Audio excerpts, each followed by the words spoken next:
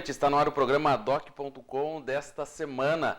Hoje no nosso programa vamos ter uma entrevista com o ex-prefeito, ex-vereador aqui de Ponta Grossa, atual deputado estadual na Assembleia Legislativa do Paraná, o Péricles de Mello, ele que é do PT, vai falar para a gente a respeito da atuação na Assembleia Legislativa, sobre o momento por qual passa o PT em nível local, estadual e nacional, e também a respeito de outros temas como as eleições do ano que vem. Tratamos isso com o Péricles na edição de hoje. Também vamos falar a respeito do que aconteceu na Câmara Municipal de Ponta Grossa nesta semana, onde mais um projeto considerado ilegal pela Comissão de Legislação, Justiça e Redação foi aprovado pelo plenário e vai para a análise do Executivo. Esses e outros assuntos você confere no programa de hoje, Doc.com. Não saia daí. Doc.com, você bem informado.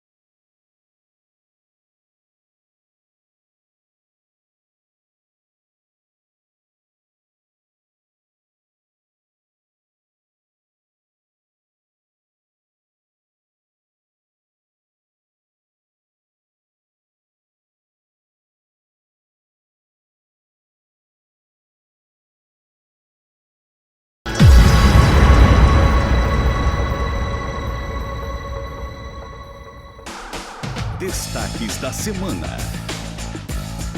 Estamos de volta com o programa Doc.com. Nesse bloco dos destaques da semana, vamos falar em relação aí o que aconteceu na Câmara Municipal de Ponta Grossa, onde mais um projeto considerado ilegal, inconstitucional pela Comissão de Legislação, Justiça e Redação, acabou sendo aprovado pelo plenário. E um outro parecer a um projeto, um parecer da mesma comissão que analisa a legalidade da matéria, um parecer contrário a um projeto também acabou sendo derrubado pelo plenário, e agora o projeto segue para a análise das demais comissões internas da Câmara Municipal. O projeto que foi aprovado trata-se da colocação de alambrado, de telas ao redor das áreas que contenham areia nas praças e espaços públicos municipais.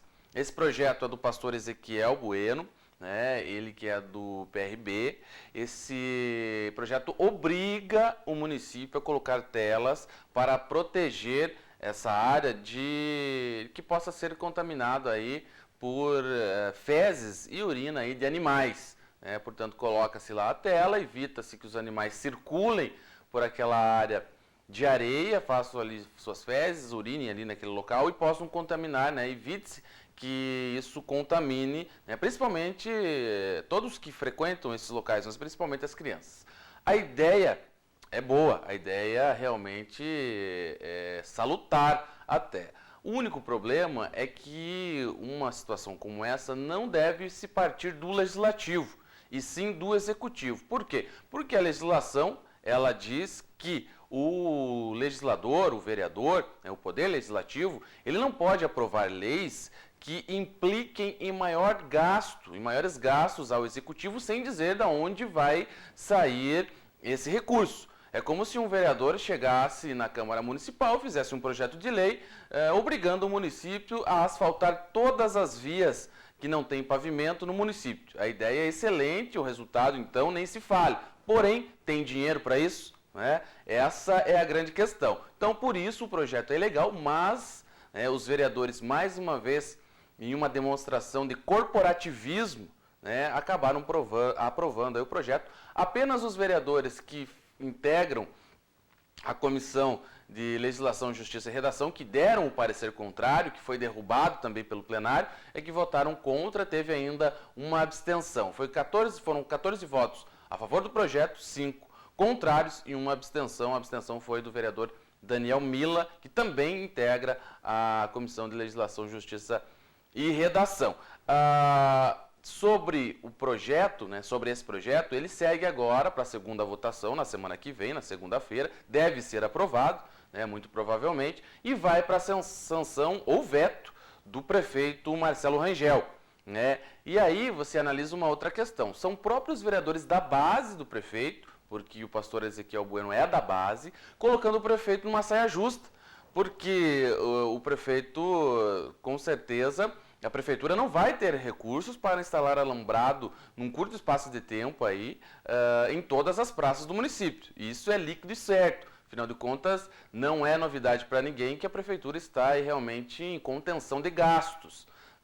Então, o prefeito, tendo que vetar, acaba aí se indispondo com o vereador que é da base, mas o vereador sabe realmente que o município não tem esses recursos nesse momento. E acaba provocando uma situação aí bastante embaraçosa entre o legislativo e o poder executivo. Se o prefeito sancionar, vai ser uma lei que certamente não vai conseguir aplicar aí, principalmente principalmente de forma imediata. Pode ser que gradativamente, uma praça que está sendo reformada aqui, outra ali, pode se colocar, mas a lei diz que a lei passa a vigorar a partir da data da publicação e a lei obriga a colocação em todas as praças. Muito bem, se vetar, daí o veto volta para a análise dos vereadores, que aí vão decidir se realmente aí acabam acatando o veto, ou se derrubam o veto e a lei é promulgada, mas mesmo assim aí o caminho do Executivo seria até mesmo entrar na Justiça aí contra uma lei que implica em maiores gastos. Ou seja, tudo isso, né, decorrente do parecer contrário da comissão, que não foi respeitado, acabou sendo derrubado lá atrás. Mesmo caso, já falando de um outro assunto, do projeto do vereador professor Careca, o Marcelo Barros, professor Careca, ele que é do Solidariedade, que obriga aí o município a colocar pelo menos um exemplar da Bíblia, né, em cada escola municipal aqui de Ponta Grossa. Esse projeto acabou tendo parecer contrário da Comissão de Legislação, Justiça e Redação. Repito, analisa a legalidade e não o mérito, né? Não está em discussão o mérito se é bom ou não ter a Bíblia nas escolas. A questão é se é legal ou não, né? A comissão opina sobre isso. E o parecer acabou sendo rejeitado, né? Acabou sendo derrubado, melhor dizendo, por 11 votos a 10. E por que esse parecer contrário? Por que é ilegal colocar a Bíblia Sagrada nas escolas? Primeiro, porque o Estado é laico, ou seja, o Estado não interfere na religião e a religião não interfere no Estado, né? Ou seja, né, se tem lá um exemplar da Bíblia, também de repente aí alguém vai reivindicar que esteja lá também o Alcorão, enfim, outros livros sagrados para determinadas religiões, né? E o Estado prega que a legislação prega que o Estado é laico, ou seja, não deve dar preferência para essa ou aquela religião. Além disso, o projeto previa que instituições que trabalham com a Bíblia Sagrada possam ir às escolas aí em semanas do livro, em feiras, enfim, para divulgar aí o material. E aí os vereadores colocaram em dúvida, de repente, aí, que tipo de instituições estariam adentrando, né? A lei permitiria que adentrassem nessas escolas, né? O vereador autor da lei defendeu, né, disse que é por um bom motivo, a Bíblia Sagrada, porque aí estaria incentivando as crianças a lerem, né, mas a questão da legalidade, mais uma vez, não foi acatada pelo plenário. Esse parecer contrário acabou sendo derrubado. Agora o projeto segue pelas demais comissões e já, aí dentro das próximas semanas, deve entrar em votação no plenário da Câmara Municipal de Ponta Grossa e mais uma vez deve render polêmica aí esse projeto. O autor do projeto já disse que vai colocar duas emendas, uma retirando essa questão de permitir com que instituições entrem nas escolas para divulgar aí a Bíblia. E a outra emenda é tirando aí as escolas estaduais, até porque, né, isso é um tanto quanto óbvio que o município não tem competência de interferir nas escolas que é do âmbito estadual. Aí ele vai fazer uma emenda tirando, né, essa questão das escolas estaduais e acredita aí o professor Careca que o projeto vai ficar apto a ser votado, mas os membros da Comissão de Legislação, Justiça e Redação ainda vão ter que analisar aí essas emendas também a esse projeto. Enfim, mais uma polêmica na Câmara Municipal de Ponta Grossa. E ainda no âmbito do Legislativo, na próxima segunda-feira, dia 31, vai ter uma audiência pública, a segunda, sobre o mesmo projeto. Trata-se de um projeto de autoria dos vereadores Valtão, né, o Walter de Souza, do PROS, do vereador Isaías Salustiano, do PSDC, e também aí do vereador pastor Ezequiel Bueno, do PRB, um projeto que ele delimita ou coloca critérios para bares e similares que quiserem funcionar após a meia-noite até às 6 da manhã. Existe aí a justificativa desse projeto é colaborar com a segurança pública, porque principalmente nos finais de semana, nos boletins de ocorrência, eles ocorrem muito aí nas proximidades de bares, casas noturnas, que vendem bebida alcoólica na madrugada, né? E também aí questões de acidentes e tudo mais, né? É um projeto polêmico, né? Muita gente aí tem tratado esse projeto como toque de recolher, que seria um retrocesso, que seria até mesmo um atestado de incompetência do Estado, de não conseguir garantir a segurança do cidadão, que é a sua obrigação, através aí da polícia, porque a partir do momento que você impede um estabelecimento de ficar aberto durante a madrugada por vender bebida alcoólica, que é um produto lícito, é um produto legal, o comerciante está lá vendendo, paga o seu imposto, não pode abrir durante da meia-noite até as 6 da manhã, por conta de falta de segurança, é praticamente um atestado aí de incompetência, não do município, mas sim do governo do estado, que tem essa incumbência, sim, de garantir a segurança de toda a população. Mas, enfim, vai ser alvo novamente de uma audiência pública. Você que, de repente, está interessado em saber mais sobre o tema, você que é dono de estabelecimento, de repente quiser comparecer à Câmara Municipal,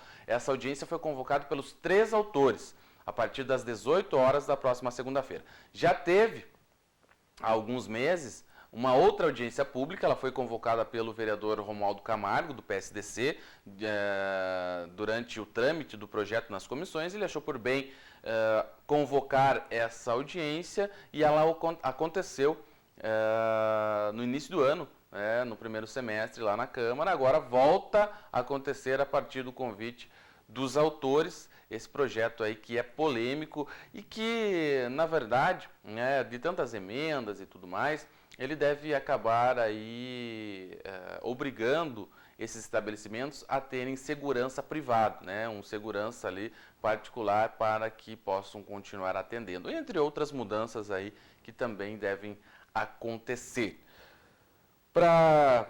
Ainda nesse bloco dos destaques dessa semana, um anúncio de uma faculdade particular, a Unicesumar, ela que é de Maringá, vai investir aí 40 milhões de reais aqui em Ponta Grossa, e Ponta Grossa se consolidando realmente como um polo educacional.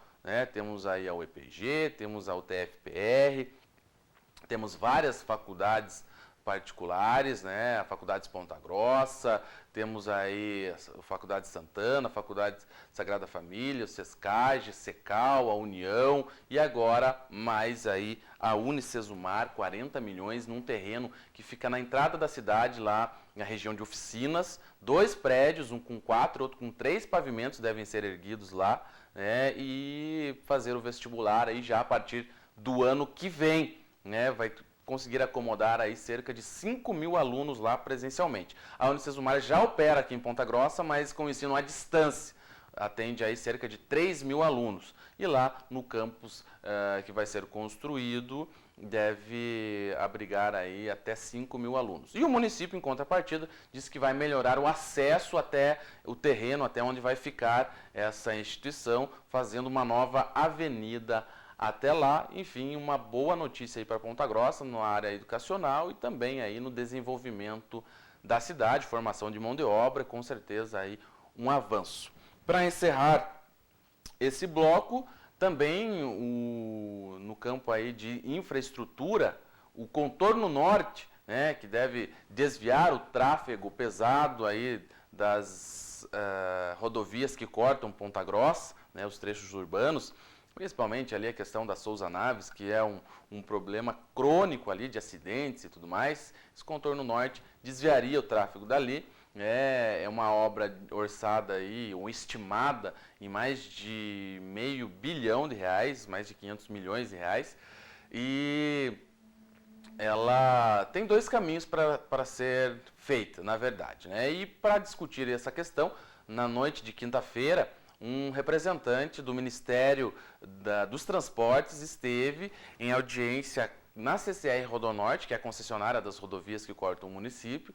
Lá também estiveram representantes do poder público, representantes aí da classe política, os 3 deputados estaduais, enfim, discutindo aí alternativas para o contorno norte. 2 são as alternativas. Ou coloca-se no PAC 3, que ainda nem foi lançado porque não tem recursos para iniciar as obras de infraestrutura no país, ou faz através da prorrogação do contrato com a concessionária, e aí sim, revendo valores de pedágio, colocando novas obras e estendendo o prazo, né? Viu-se ali que a opção mais viável a curto prazo para a obra sair é realmente essa prorrogação do contrato, né? Os moldes, como vai acontecer, aí tem que entrar em consenso a União, o Estado e a própria concessionária.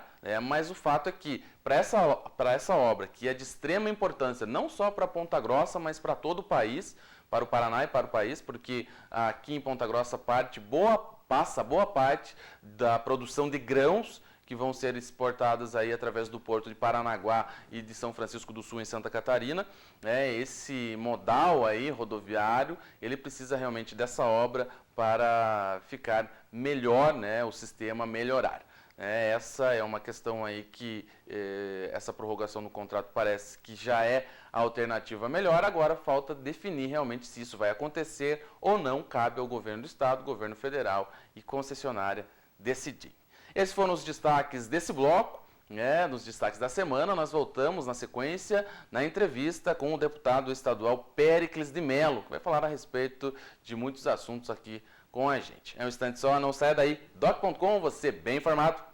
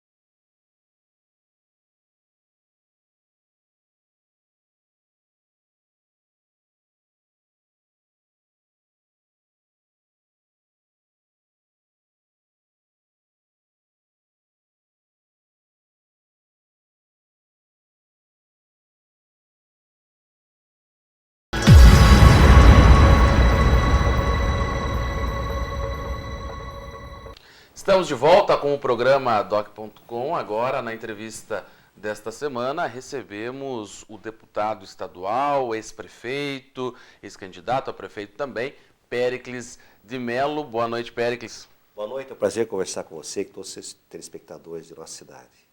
Pois é, qual mandato está na Assembleia Legislativa e como que está o clima agora, depois de um começo conturbado na Assembleia, Péricles? É meu quinto mandato, eu fui um mandato e meio antes de prefeito, depois é o terceiro agora, então o quinto mandato no geral. E o clima está mais ameno, depois do começo muito conturbado pelo pacote do governador, pelo massacre dos professores dia 29 de abril, aliás, na sexta-feira, sábado de manhã, tem uma manifestação grande na Praça 9 de Dezembro da PP Sindicato, para lembrar não só o período Álvaro Dias, mas também o período Beto, com esse massacre do dia 29 de abril, pacote de ajuste fiscal. Mas hoje as coisas estão mais calmas, mesmo porque nós somos apenas 7 deputados de oposição. Pois é, essa pergunta eu gostaria de fazer. Você do PT, né, teve aí como candidata a Gleisi Hoffmann, governadora, depois também não teve o segundo turno, né, acabou o Beto se reelegendo no primeiro. E aí, como que está a situação? Como é ser oposição hoje ao governador Beto Richa na Assembleia? Né? Poucos são os integrantes. E a nossa capacidade de fiscalizar é muito pequena, porque nós não conseguimos nem mesmo as 18 assinaturas, que é o número mínimo para conseguir instalar uma comissão parlamentar de inquérito. Então, nós temos 2 denúncias gravíssimas contra o governo. Uma delas envolvendo obras em escolas que foram pagas e as obras não aconteceram. Há várias histórias em torno assim, dessa sombra grave do governo. São milhões de reais de obras pagas previamente e não executadas em escolas públicas. Isso é uma coisa grave. E a segunda, que é a denúncia da Receita Estadual, que envolve pessoas muito ligadas ao governador, da intimidade do governador, com um desvio milionário de recursos da Receita Estadual, envolvendo, por exemplo, o gerente-geral da Receita, que é outro nome, mas que investiga, faz a análise geral da Receita, que é muito ligado ao governador e outros funcionários de alto escalão. Infelizmente, nós não conseguimos 18 assinaturas para instalar a Comissão Parlamentar de Inquérito. Tentou-se, nesses 2 casos, instalar e não conseguiu. Não conseguimos o número mínimo. Para nós estarmos numa CPI, nós precisamos de 18 assinaturas, nós não chegamos, porque a oposição é formada por 7 deputados, tem um bloco de 10, 11 deputados independentes, mas mesmo esses independentes, a maioria deles não quis assinar o protocolo. Pois é, deputados independentes, né, não teria aí uma ligação com o governo do Estado, poderia assinar. Né? O poder do governador é muito forte em todas as instâncias do Paraná, tem relação muito forte com o Poder Judiciário, tem relação muito forte com o Ministério Público. Então, é um governo, desse aspecto, é um governo muito forte, tem uma hegemonia muito ampla a esse nível, mesmo a imprensa. É diferente o ataque que a imprensa paranaense faz ao governo do Estado do que o ataque que a imprensa paranaense faz ao governo federal. Então, realmente, ser oposição não é fácil por esse motivo. Agora, nós temos a liberdade total de falar, de criticar, de fazer requerimentos. Né? Estamos atuando bastante. Temos alguns projetos tão importantes que vão acontecer já semana que vem. Um deles é o projeto das eleições para diretor de escolas públicas, onde teremos uma série de emendas aprovadas. O projeto da AGEPAR, que é a agência, né? A agência que fiscaliza o pedágio e as concessões para expressos de ônibus intermunicipais em todo o Estado. E, infelizmente, o governo está fazendo um retrocesso nessa lei, porque existia um conselho com caráter deliberativo, ele transformou o conselho em consultivo, tirou o representante do CREA, centralizou muito o poder da agência. Infelizmente, aconteceu isso. Nós vamos apresentar emendas. E uma série de outros aspectos na Assembleia que nós estamos trabalhando. Nesses casos, né, por exemplo, você citou aí 2 projetos que é de interesse do governo. Um deles, essa questão da eleição de diretores, né, de escolas, deu uma repercussão grande, né, nas escolas, afinal de contas são várias aí pelo Paraná todo.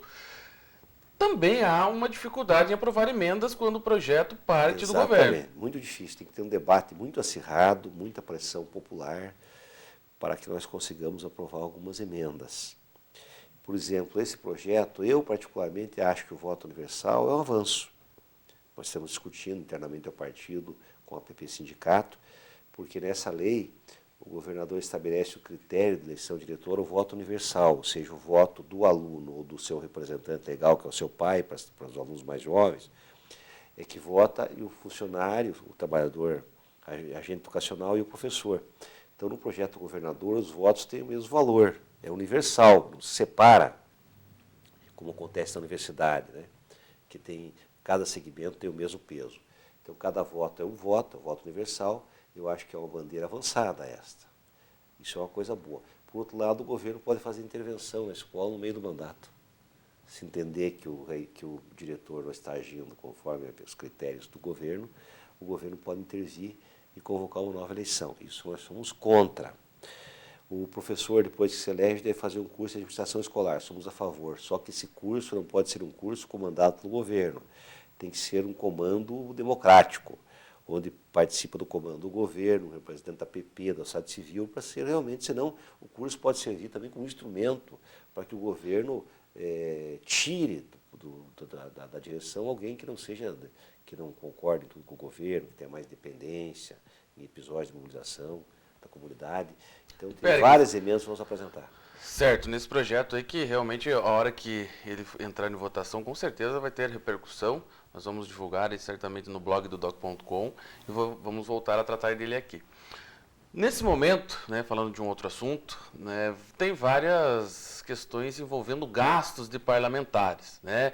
Existe aí hoje, e ainda bem que existe, o Portal da Transparência, e o da Assembleia é um dos principais do país, referência até para outros legislativos do país, e tudo está exposto lá, com nota, tudo mais, gastos, né, de ressarcimento, com alimentação, combustível. Como que funciona? Quanto que o deputado tem hoje para gastar com a verba de ressarcimento, com as pessoas que trabalham no gabinete, as pessoas comissionadas, e mais o salário? Quanto que fica esses números? A verba de gabinete é R$ 31, alguns reais. Em números redondos, 31 mil. 31 mil, um pouquinho mais, 31, acho que 31.200, 300. E a verba de gabinete para pagar assessores, 78 mil, além do salário do deputado. Então, veja, para você fazer uma análise, o salário do deputado líquido é R$18.500, deve dar R$25.000 bruto, 25, 26 mil líquido reais 18. bruto. Mas para você fazer uma análise de gastos, tem que ser no final do ano. Não adianta publicar lista qual deputado que gasta mais agora a verba de ressarcimento, porque muitos deputados não gastam agora, no final do ano gastam o que sobra. Porque a tendência do deputado, como ele dispõe daquele recurso para exercer o mandato, é que ele gaste todo o recurso, a ampla maioria dos deputados. E vou dar um exemplo. Eu podia economizar, se eu não tivesse o gabinete que eu tenho em Ponta Grossa, que custa, eu economizaria. O que o povo prefere? Que eles tenham um lugar onde o deputado preste o serviço na sua base? É melhor para o meu mandato, para a população de Ponta Grossa, que existe o escritório do Péricles aqui em Ponta Grossa ou não?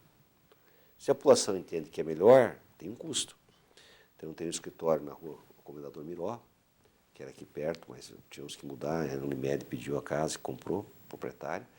O escritório tem telefone, que a Assembleia paga, tem assessores, tem gasto com papel, com correspondências.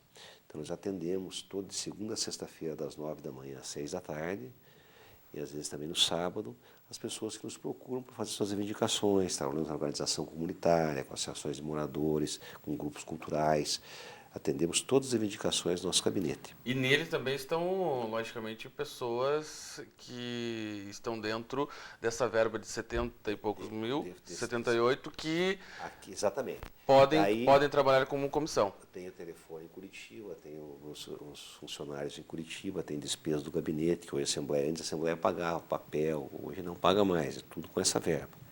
Se você quer mandar uma carta, o telefone aqui, o telefone em Curitiba, o celular do deputado, o celular do assessor, para fazer ação política, gasolina do deputado, gasolina do assessor percorrer o Paraná, por exemplo, viagem, alimentação, tudo tem suas regras. É dentro desses R$38.000, que é a verba de ressarcimento do deputado. Se o deputado trabalha mais, manda mais carta, telefona mais, conversa com as pessoas, ele tende a gastar mais. E a tendência é que até o final do ano, porque não pode passar de um ano para outro as despesas, que os deputados, a grande maioria, gastem quase que a totalidade das suas verbas. Com exceção, por exemplo, o deputado que participa da mesa, ele tem mais recursos da mesa, então muitos não gastam toda a verba de gabinete. O deputado que é muito rico, por exemplo, também alguns Não gastam toda a verba de gabinete. Mas a tendência geral é que o deputado gaste. Quanto mais ele trabalha, mais ele gasta. E na sua visão, você já foi administrador também, né, aqui da Prefeitura de Ponta Grossa, esse valor que hoje é oferecido, é disponibilizado aos parlamentares para fazer a sua atuação, né, como você falou, 31 mil de verba de gabinete, mais 78 mil para contratação de assessor e também do escritório aqui na cidade, né, e mais o salário. Você acha que é muito, é pouco, ou está é o ideal? Isso é uma coisa muito relativa. Eu acho que essa é uma questão muito importante que você levanta, Eduardo. Porque isso nos leva a discutir o sistema político brasileiro. Como é que funciona o sistema político eleitoral no Brasil? O voto no Brasil é o voto individual. Isso faz com que o representante tenha um vínculo direto com as pessoas. De contato, a pessoa vota na pessoa. Numa sociedade como a brasileira, onde existem níveis de pobreza muito amplos ainda, as pessoas, às vezes mais pobres, não têm a quem recorrer, a não ser ao deputado, ao vereador. E essa aproximação acaba fazendo que a despesa de mandato, sabe, por mais correto que seja um parlamentar, a despesa seja, de certa forma, uma despesa grande. Agora, claro, o deputado vai gastar aquilo que for estabelecido. Se for estabelecido mesmo, ele vai ter que fazer o seu mandato com um recurso menor. Agora, se nós não tomarmos cuidado com essa discussão, a gente vai ter um sistema político que só pessoa com muito dinheiro, ou famosos radialistas, homens de televisão, se elejam. Se fosse aprovado, por exemplo, o Distritão, que por pouco não foi aprovado, haveria um pequeno número de candidatos, só as pessoas com muito dinheiro poderiam se eleger. Porque o salário do deputado, a verba de gabinete, ele faz uma mediação entre o deputado que é uma pessoa pobre, que não tem recurso, e o deputado que é rico. Então, esse deputado que é pobre, pelo menos ele vai poder trabalhar um pouco a sua base, vai ter assessoria para trabalhar onde ele tem voto, para organizar a comunidade, para fazer relação, para fazer um jornal e mostrar o que ele está fazendo. Caso contrário, só as pessoas que são muito fortes na imprensa, que têm rádio, têm dinheiro, vão poder se eleger. Então, a população brasileira tem que ter clareza disso.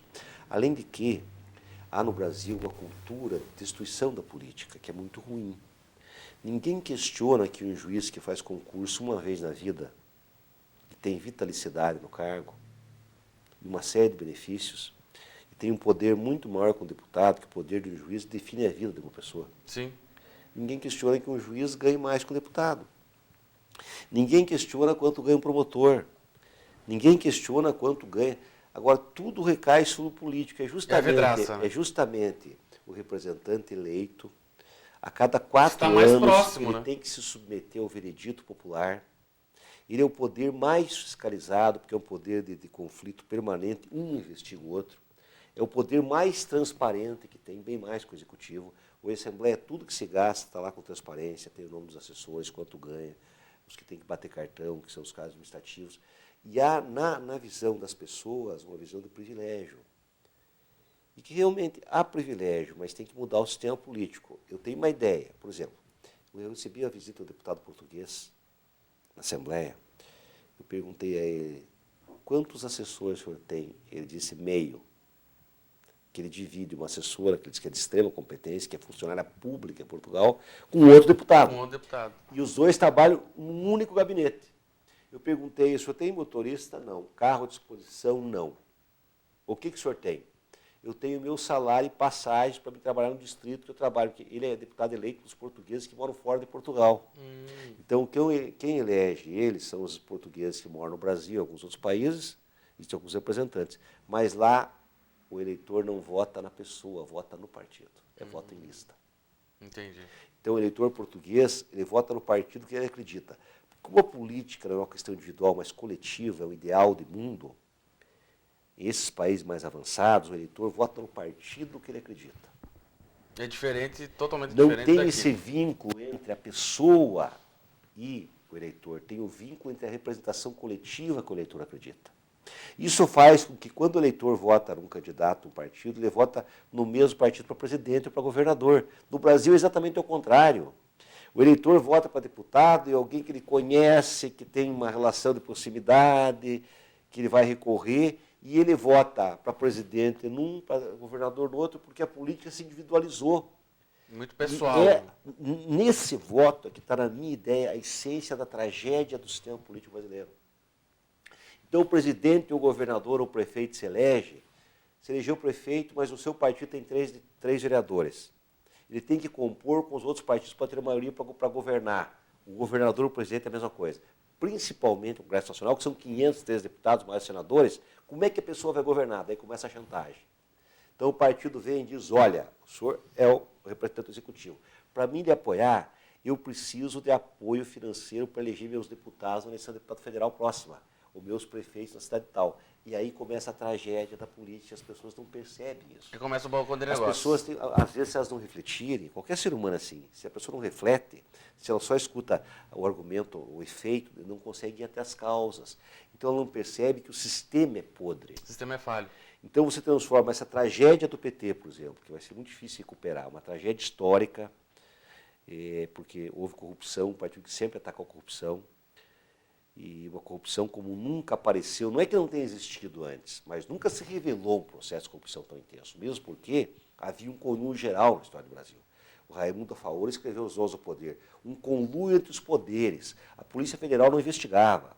Quando o Fernando Henrique Cardoso foi presidente, ele escolheu o 7º colocado na lista do Procurador-Geral, porque era do seu lado, que nunca investigou nada. Eu não estou absolvendo o PT, pelo contrário. O PT são milhões de pessoas. As pessoas que cometeram corrupção devem pagar, perdendo o mandato, pagar conforme a justiça, mas nós não podemos transformar o PT num bode expiatório de uma coisa que é muito maior do que o PT, porque nós vamos queimar esse bode expiatório, como se fez na história, e o sistema vai continuar podre do mesmo jeito. Hoje foi o PT, daqui a 5 anos é outro partido, daqui a 10 anos é outro, ou o sistema se fecha como sempre fechou em Copas, não fiscalizava nada, controlava a Polícia Federal, não dava autonomia, havia um conluio, inclusive, com setores, assim, ao nível nacional do Poder Judiciário, do Tribunal de Contas da União, e a corrupção existe e ninguém sabe. E agora as pessoas pensam, basta agora tirar o PT e está tudo resolvido. Não está. Se o PT errou, tem que tirar o PT. As pessoas que têm que ser condenadas. Agora, tem que mudar o sistema político. Enquanto o povo brasileiro não entender que o sistema político brasileiro, da forma que funciona, é um sistema que provoca permanentemente corrupção e desigualdade, não vai mudar. Você pode melhorar, como está acontecendo na institucionalidade, as instituições, mas a corrupção, na sua essência, ela vai continuar acontecendo. Então, César, a gente vai tratar mais sobre essa questão do PT, questão de janela partidária no próximo bloco. Nós vamos para um rápido intervalo. Na sequência, a gente volta na continuidade da entrevista com o deputado estadual Péricles de Mello, do PT. Um instante só, não saia daí. Doc.com, você bem informado.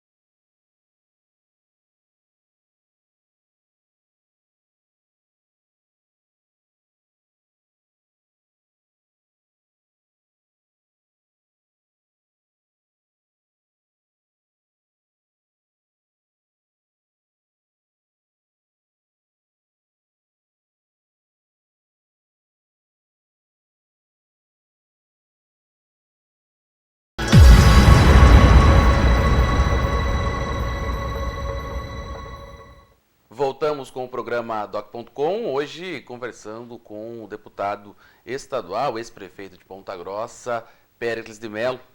Péricles, falava a respeito da situação do PT, você mesmo reconhecendo aí que algumas pessoas, né, do PT, do governo, erraram, né, e que precisa-se realmente mudar o sistema e não apenas tirar o PT ou colocar outro partido, porque o sistema pode provocar uma nova situação igual a essa. Essa questão da Petrobras, ela veio realmente à tona, existem também, entre os delatores, né, indícios aí de que o dinheiro também foi para outros partidos, né, como o PSDB, por exemplo. Inclusive o Aécio foi delatado. Agora, as pessoas parecem que não falam isso, mas que ele recebeu 10 milhões de reais. Agora entrou também... Como foi relatado o senhor Álvaro Dias, porque o Sérgio Guerra, que faleceu, há uma delação dizendo que o Sérgio Guerra recebeu 10 milhões de reais para que o PSDB parasse de favorecesse o fim da CPI da Petrobras, na primeira. Pois As coisas também tem que revelam o que eu estou falando, quer dizer, que a coisa é muito mais ampla. O sistema é que está muito errado, mais não um partido A ou B. Porque as pessoas pensam assim, bom, o problema é que tem homens bons e homens maus, maniqueísmo. Então tem as pessoas boas, corretas.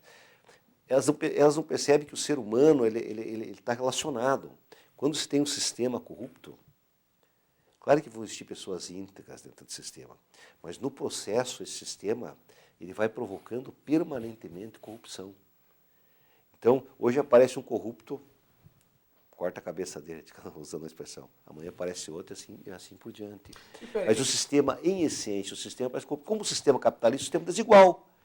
Só que a minha geração questionava a desigualdade do sistema. Hoje, a mídia e a ideologia dominante preparou as pessoas para não questionarem mais. Por exemplo, você acha justo o Neymar ganhar 6 milhões por mês? É justo isso? Pode ser o maior talento do mundo, isso é justo? Na minha geração não achava justo. Você acha justo que 2% dos grandes fazendeiros sejam donos da metade do Brasil? A minha geração não achava justo.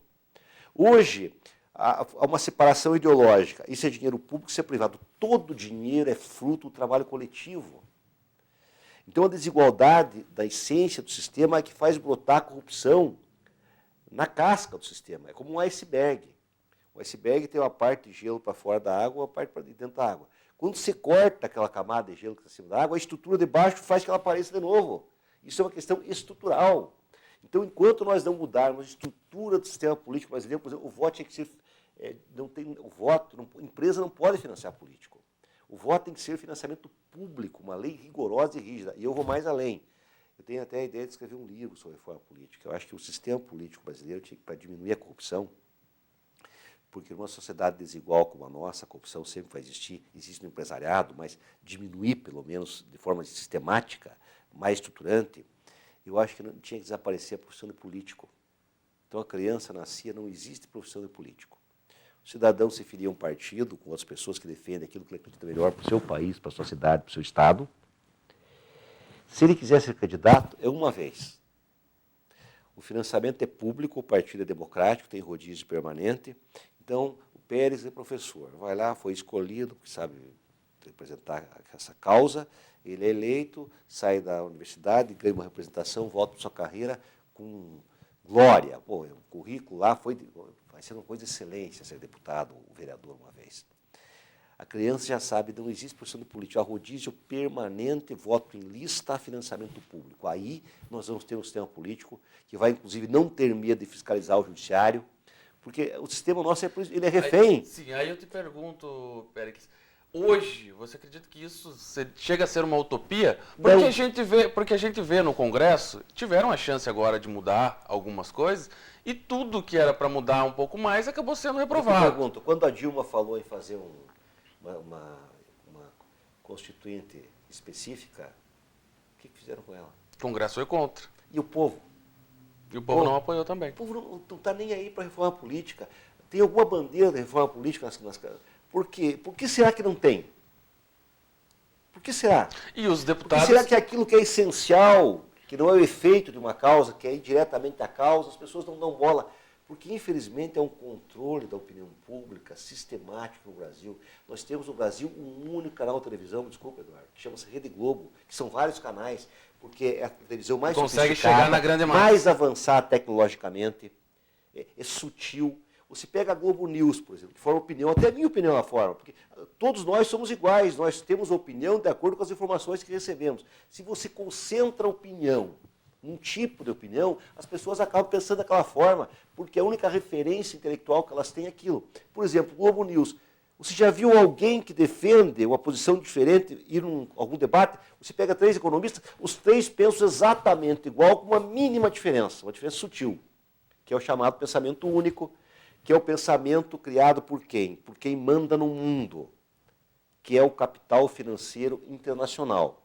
Então eles criam uma visão de mundo que é o pensamento único.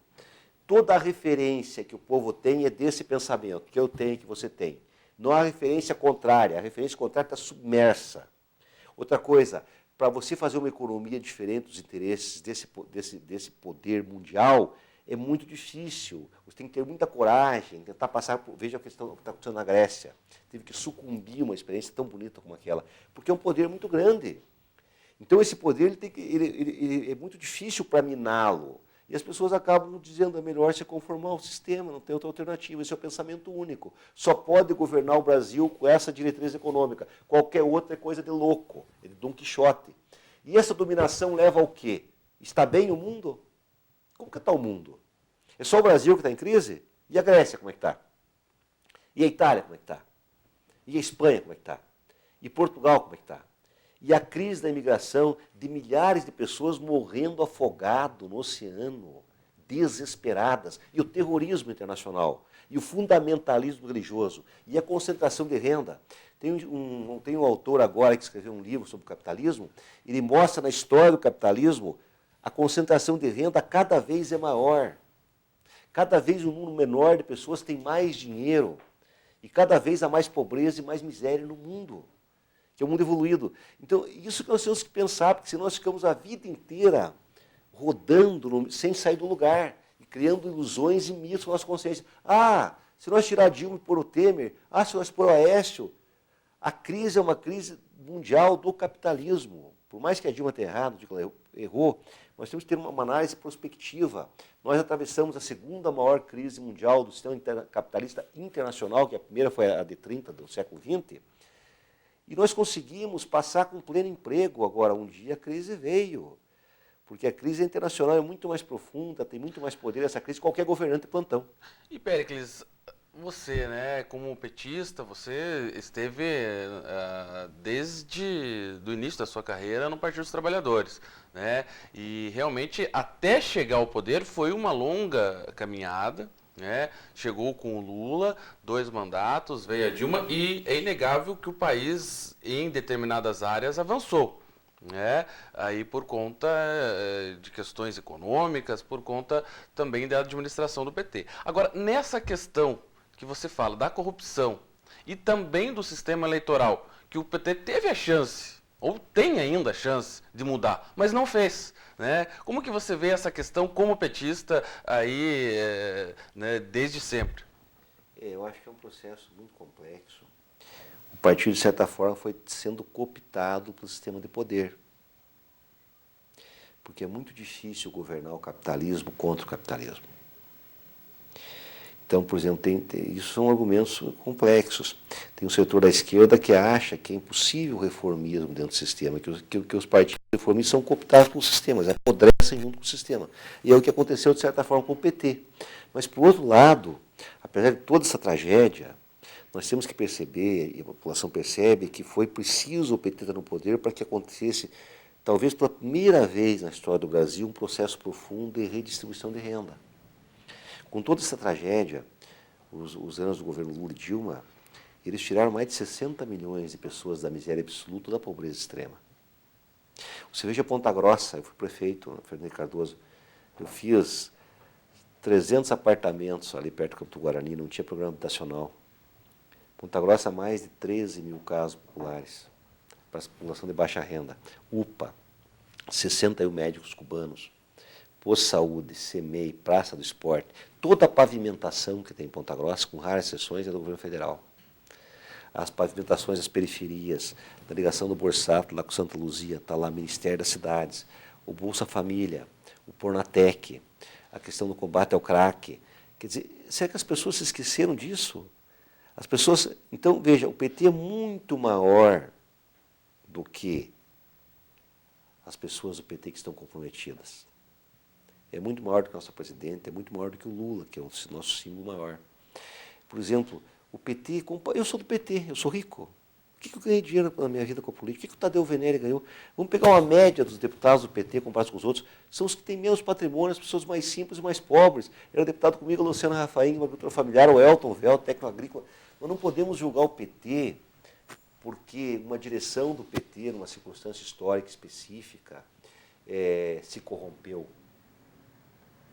E mesmo na corrupção, nós temos que lembrar que, apesar de toda essa tragédia, isso foi revelado. Os outros governos nem se revelavam a corrupção que existia. Agora, eu quero que você entenda, que está me ouvindo, que eu não estou defendendo o PT com isso. O PT traiu a si mesmo, porque é um partido que começou com uma postura ética radical. Veja, do ponto de vista simbólico, a derrota que nós estamos tendo é gravíssima para a nossa história. Nós vamos perder muitos deputados, se houver janela agora. Nós vamos passar por uma fase de extrema dificuldade para recuperar o partido. Nós temos que discutir o que vai ser, o que vai acontecer. Eu também não sei o que vai ser. Hoje, por exemplo, à noite, nós temos lançamento de uma frente esquerda, vai estar apresentar Tarso-Genro, que é um intelectual que eu admiro muito, agora no Rio Grande do Sul. Vai estar o senador Requião, vai estar a senadora Gleice, vai estar o Paim, vai estar um bispo, representante da Igreja Católica, de algumas igrejas, vai estar intelectuais de esquerda, para ver algum sinal de saída para essa crise, que é uma crise muito profunda, que abala profundamente o partido e o governo. Você citou nesse encontro, vai estar presente também a senadora Gleice Hoffmann. Recentemente, volta e meia, ela tem um nome citado por as pessoas que estão envolvidas, né, os delatores da Operação Lava Jato, né, em questão da Petrobras. Você chega a ter contato com ela ou pessoas próximas a ela? Como que está o clima? Ela esteve aqui na Associação Comercial, nós tivemos em Irati. É isso que eu digo. Veja bem, a gente tem que olhar para as coisas de forma correta. O senador Aécio Neves teve uma delação que diz que ele recebeu 10 milhões. Tem um delator que diz que pagou para a Gleice R$1 milhão, está sendo investigado. Mas se ficar provado, vai ter consequências para ela. Isso não foi provado. Ela está respondendo e deve responder. Agora, essa segunda denúncia, que um advogado que faz 20 anos que está no PT pagou R$ 1.350 de multa, isso é crime. Isso é crime. R$ 1.350 de multa, que ele era advogado, ele é advogado da Gleice, a Gleice é chefe de Casa Civil, porque ele pagou lá, não quis ligar até, vou ligar para a chefe de Casa Civil para me pagar R$ 1.500, eu pago, quer dizer, sabe?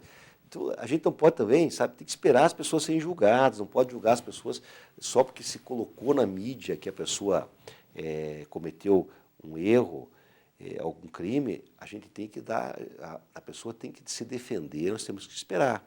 Então, eu acho que a população tem que esperar para ver o resultado dessa investigação. E trazendo, né, questão Lava Jato à parte, trazendo realidade local, aqui em Ponta Grossa, ano que vem tem eleição, 2016, você também prevê dificuldades para o PT aqui? Eu ando em todas as ruas de Ponta Grossa, as pessoas me respeitam. Tem pessoas que não votam em mim por causa do partido, sempre existiu, é verdade. Mas eu, pessoalmente, nunca em Ponta Grossa alguém chegou para mim e me atacou por causa do PT. Todo mundo sabe minha vida, que eu moro no mesmo lugar, desde que era deputado, no apartamento, no mesmo lugar, que eu não enriqueci, que eu trabalho, minha esposa trabalha, minha família trabalha. Então as pessoas me respeitam. Eu digo, o PT não pode ser julgado por um processo histórico que está acontecendo como um todo. Pode ser julgado, sim, errou, tem consequência para o partido, para quem continua no partido, tem uma parte das consequências, mas eu acredito que nós vamos continuar existindo, lutando e reconstruindo, e fazendo a crítica dentro do PT. Porque esses erros do governo eles se espraiam para dentro do partido também. E há uma luta interna, nunca deixou de existir luta interna dentro do PT. E continua existindo. E hoje o pessoal assim dentro do PT, que tem uma visão diferente, ele continua agindo. O que vai ser o futuro do PT, a gente não sabe. É uma crise muito profunda, pode ser que o PT mude de nome, Pode ser que algumas pessoas construam um novo partido, mas eu não tenho certeza assim, desse futuro ainda. Aqui em Ponta Grossa, o PT hoje tem 2 vereadores, né, com o Manosso e o Nilson. E também, no ano que vem, lógico, tem a disputa pela prefeitura. Qual que é o caminho, né? Porque, afinal de contas, daqui um ano nós já estaremos em campanha. Eu tenho uma clareza que eu não serei candidato. Independente dessa crise do PT, essa definição minha já vem de antes. Mesmo que não tivesse acontecido essa crise, eu fui candidato várias vezes, eu perdi a última eleição por 0,9%. A eleição para prefeito é uma eleição cara. Eu acho que esse não é o momento de disputar, por mais que eu seja apaixonado por Ponta Grossa, quando chega perto da eleição, tem vários temas como o contorno norte, onde se discutindo a questão da renovação do pedágio, que eu tenho uma série de dúvidas sobre isso, a questão do plano diretor, coisas fantásticas na cidade, que são apaixonantes. Mas eu defini que não sou candidato. Nós estamos conversando com o Aliel, conversamos também com o Paulic e internamente com o PMDB. São as conversas, e eu converso com o Barbeiro, com outros partidos também menores, pessoas que eu tenho referência, amizade, companheirismo e respeito às lideranças. Mas a tendência nossa, hoje, se o Aliel for candidato, a tendência do PT é apoiar a candidatura do Aliel. Mas nós conversamos também com o Paulic. Podemos fazer uma aliança. Se o Aliel não for candidato, podemos fazer uma aliança talvez com o Aliel, com o Paulic, com o PMDB, o PT pode estar junto, ou o PT pode lançar um candidato que não seja eu, que fui candidato várias vezes. Mesmo que seja uma candidatura com dificuldades, dessa crise que o partido atravessa, mas também uma candidatura de recuperação, né, de autocrítica até perante a comunidade, e que aponte um projeto claro para Ponta Grossa, para debater com a população. É assim que nós estamos organizando nossa chapa de vereadores, e discutindo com demais lideranças a formação de uma frente mais ampla aqui em Ponta Grossa. Tá certo, então, a gente tem muitos temas para conversar, mas infelizmente está chegando... Eu queria tanto falar da cultura da paz, que tem um momento assim, até só para concluir, nós temos agora dia 21 de setembro, a Semana da Cultura da Paz, o Conselho Parlamentar da Cultura da Paz, virão lideranças do Brasil todo, em Curitiba, já convido a população de Ponta Grossa que nos assiste para poder participar dessa semana. Cultura da Paz, portanto, você que tem trabalhado bastante com essa questão durante o seu mandato na Assembleia. Eu acho essa uma bandeira do século XXI de extraordinária importância para o mundo. E essa discussão está começando a acontecer com muita força no Brasil também. Tá certo, então, numa outra oportunidade, de repente a gente explica mais, traz mais informações aí aos nossos telespectadores a respeito disso. Agradeço a sua presença novamente aqui no Doc.com, Péricles. Obrigado a você, obrigado aos telespectadores. Tá certo, então, essa foi a entrevista com o deputado estadual Péricles de Mello do PT, ele que foi também prefeito de Ponta Grossa e também foi vereador aqui em Ponta Grossa, o Péricles de Mello. Com isso encerramos o programa Doc.com de hoje. Se você quiser rever o nosso programa, estará disponível no nosso canal no YouTube, no youtube.com/programa DocCom. Todos os programas estão lá e também, você quiser mandar a sua crítica, a sua sugestão no programa doccom@gmail.com. E você já sabe também que informações sobre a política local, o cotidiano, o dia a dia de Ponta Grossa, lá no www.blogdodoc.com. Um grande abraço a vocês e até a semana que vem. Doc.com, você bem informado.